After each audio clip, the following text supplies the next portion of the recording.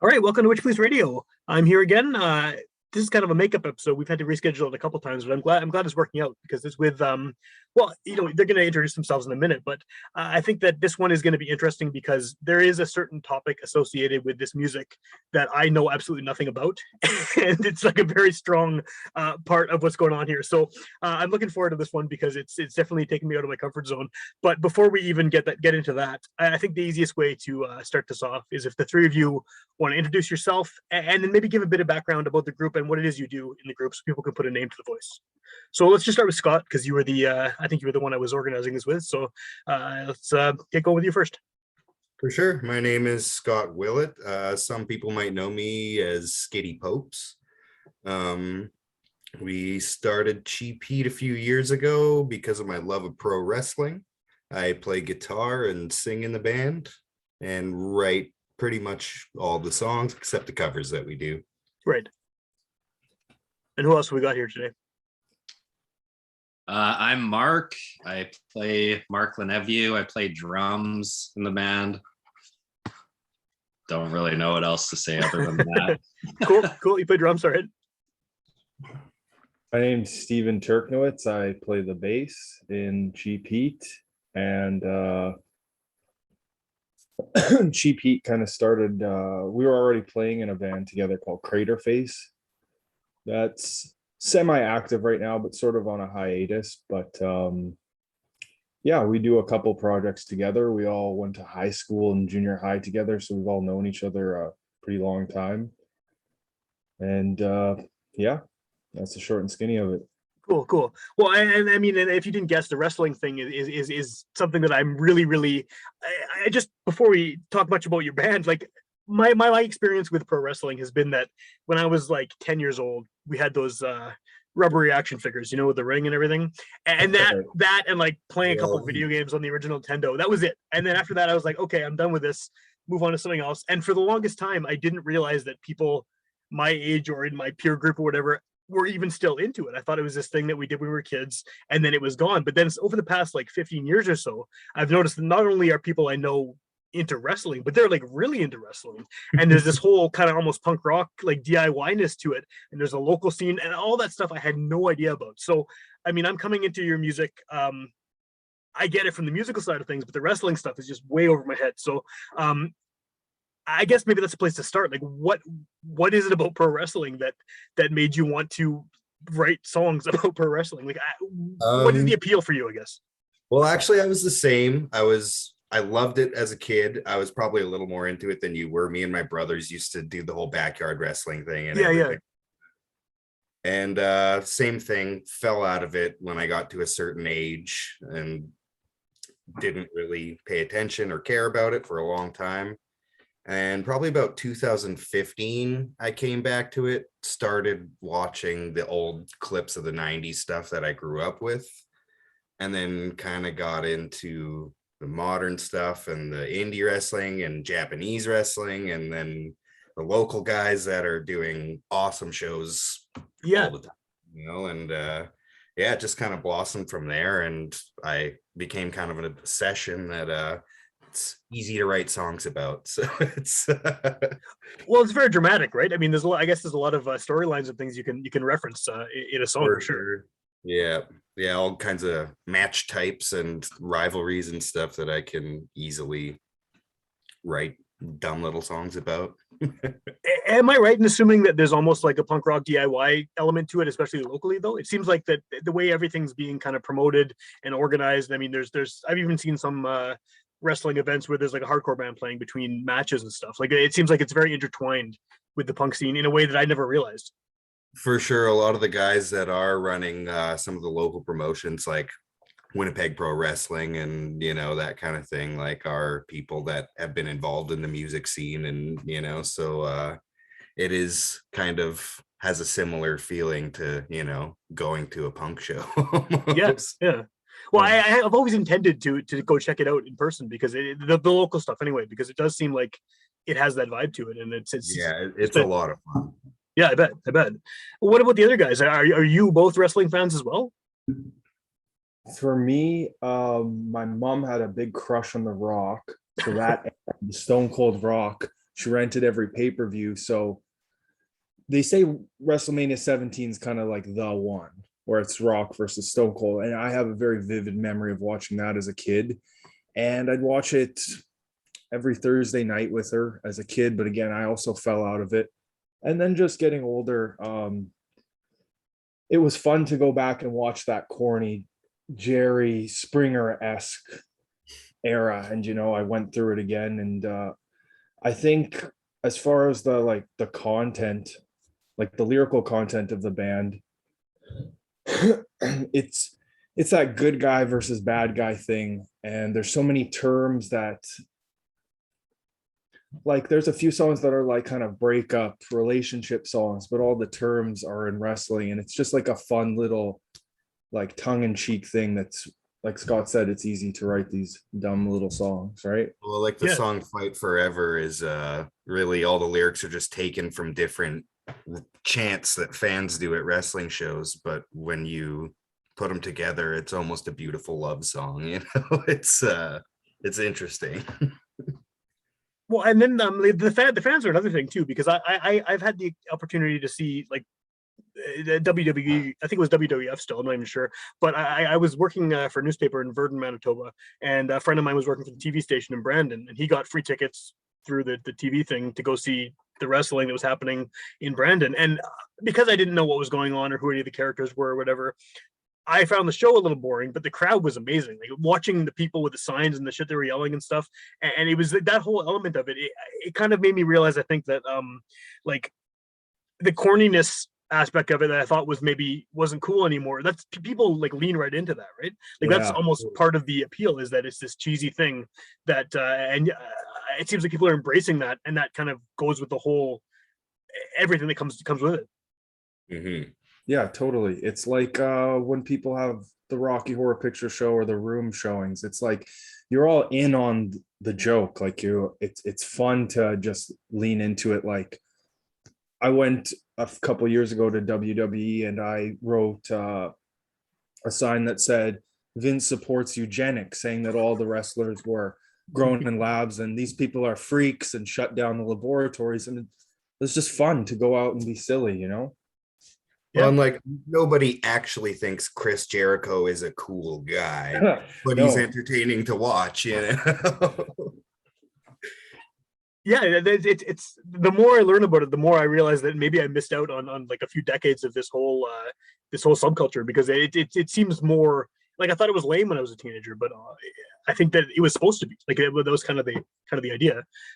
As far as, I mean, like on the music side of things, though, I hate asking everyone this question because everyone hates answering it, but it's, you know, how do you define what it is? Because obviously punk rock is there as an influence. There's some power pop sounding stuff. What do you call it? If someone hears you're in a band, obviously the wrestling thing is a big part of the identity, but how do you sort of define the sound? I usually say power pop.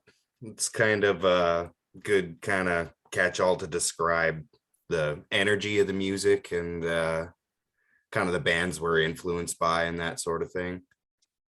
Who would some of those influences be? Like, are there influences that all of you agree on?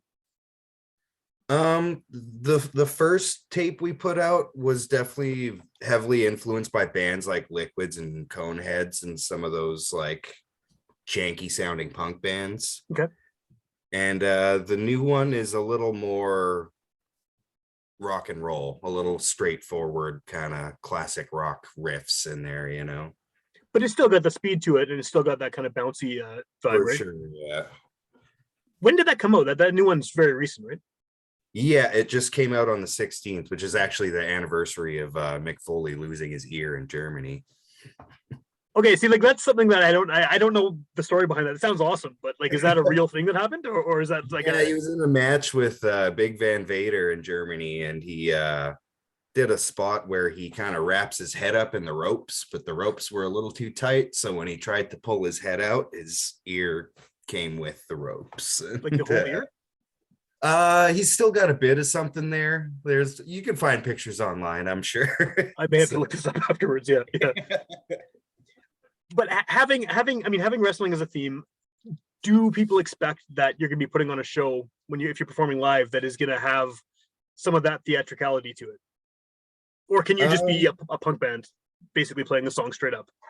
So far, we've pretty much just been a punk band playing our songs. In the very early days of the band, that was kind of my idea, was to, have someone attack me with the chair on stage or something, but it just never found that person that I trusted to actually do that.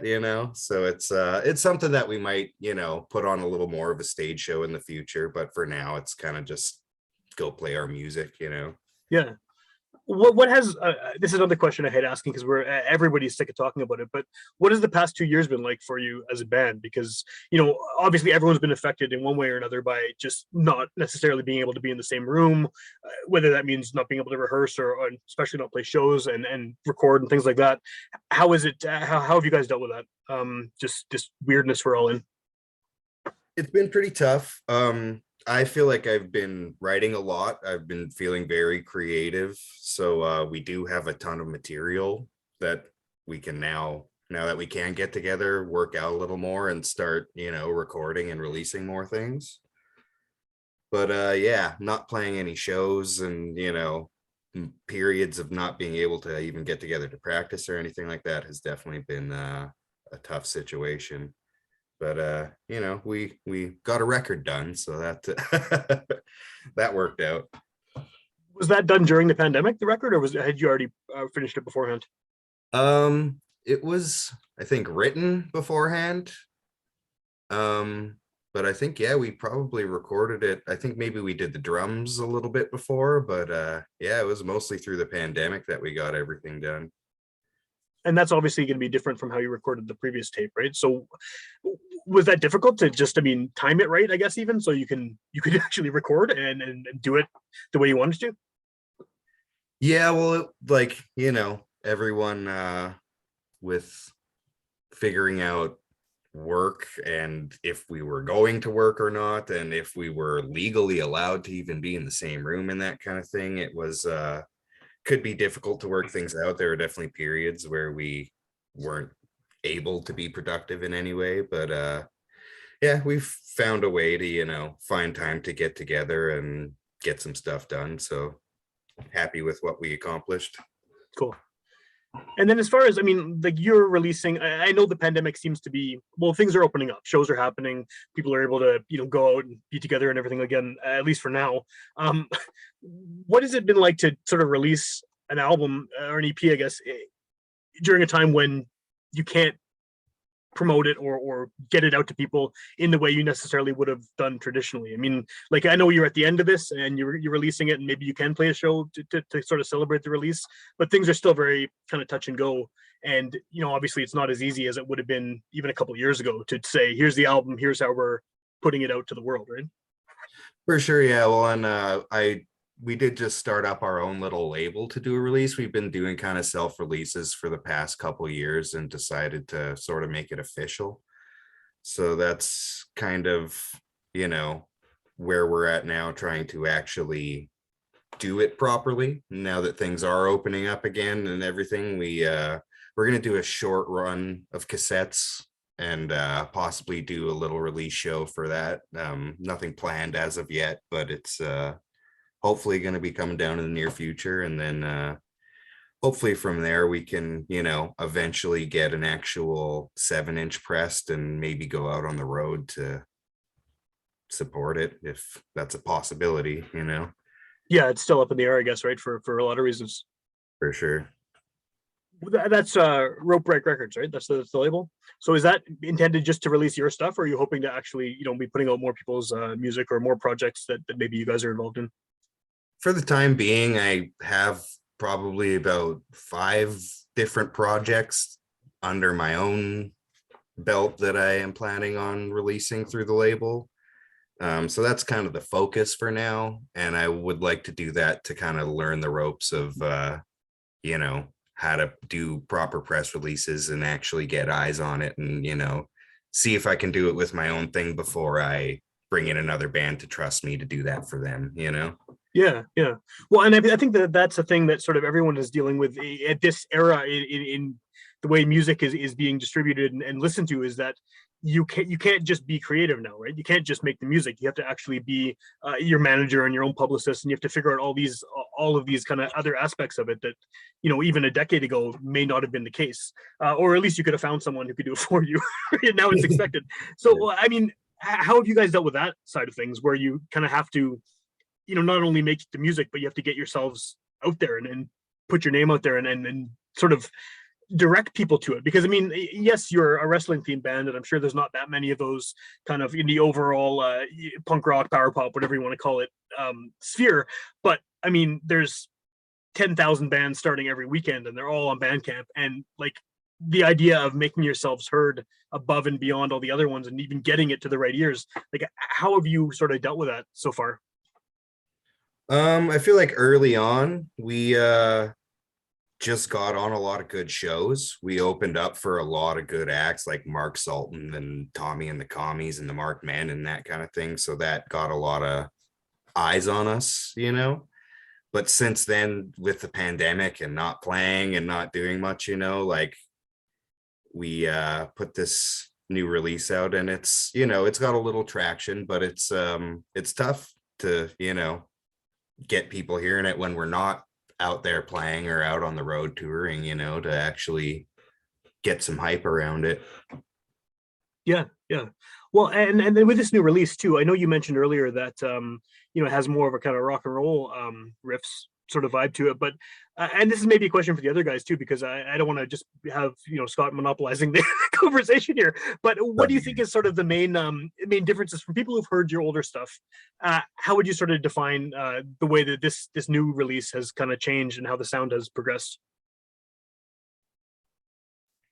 I think like generally we put a little bit more time into it and how it sounded and stuff like that, and kind of like layered up different things in the recording process. And, you know, I think the first one was kind of like, we put a lot of time into that too, obviously, but it was done as a pretty basic, like demo kind of straightforward punk sound. And yeah, that would be my 2 cents into it anyways. Cool. Definitely the first tape was a little more just straightforward punk, and pretty much what Mark said. This one's a lot slower and mid-tempo and power poppy, which I've really enjoyed because all the bands I've played in have been heavier one way or another, and I had that that craving to play something a little more melodic, like you know, I still love playing. I think my favorite song is just Fight Forever, like the first one Scott showed us. I still just like his little phone recording better than any of the takes of it. Just him and the guitar sounds great. The voice memos are always the best. Yeah, let's say it's I guess a pure way to hear the song, right? It's without Yeah. any trappings or any overdubs or whatever. Yeah, for sure. Do you are those changes to, like, you know, going more in that power pop route? Is that something that happened organically, or is it a deliberate decision on the band's part to sort of shift the sound? I think it was a little bit of a deliberate decision. I tend to write like what I'm listening to at the time a lot. So I was listening to a lot more things like kind of King Tuff and Warm Soda and bands that are kind of a little more classic rock and roll feeling to them or whatever. And I think that just kind of influenced my songwriting at the time, and it just happened that way. Do these songs, I know, I mean, because again, you haven't been able to play shows, and this is a new release and everything, but these are obviously songs you'd written a while back, you know, and they're finally getting them out to people's ears now. Do they feel old at all to you? Do you feel like these are still fresh and still sort of the direction you want to go with the band, or has that sort of shifted over the 2 years or so of the pandemic?